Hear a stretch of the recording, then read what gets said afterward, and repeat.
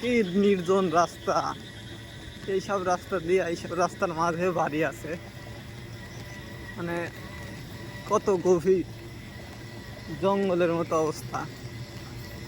এই রাস্তা দিয়ে মানুষ চলাফেরা করে, ভাবতেই অবাক লাগে যে এইসব রাস্তাটা এখনো মানুষ আছে।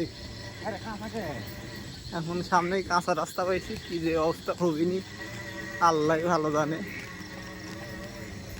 মোটামুটি রাস্তা ভালোই দেখা যাচ্ছে, দেখা যাক কদ্দূর যাওয়া যায় এভাবে।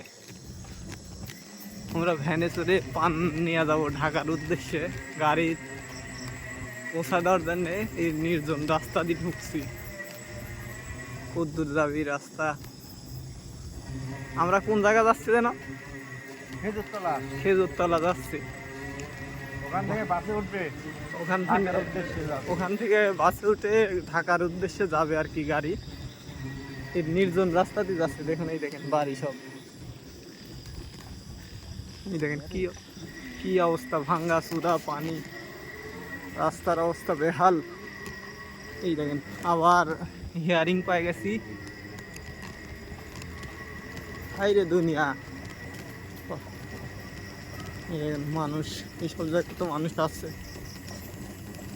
আল্লাহ,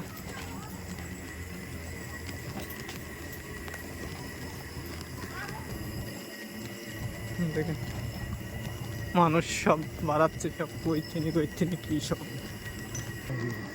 আমরা পৃথিবীর শেষ সীমানা চলে আসি। আল্লাহ, কার মধ্যে রে এরকম রাস্তা? আমার কাঁচা রাস্তা তো আছে ভালো। আল্লাহ মাফ করে দাও, মাফ করে দাও। কতি আসনো, কুটি আনো আমি এর মধ্যে নেই। আল্লাহ, আর কার সাথে কথা করছি রে? কি জানি, আমি কুটিতে আসনু। এখন কি অবস্থা আল্লাহ। ঐতিহ্যবাহী সেই গ্রাম এটা, আর ঐতিহ্যবাহী রাস্তা। এই রাস্তাতে আমরা চলে আসছি। আমরা কুটি তানু রে।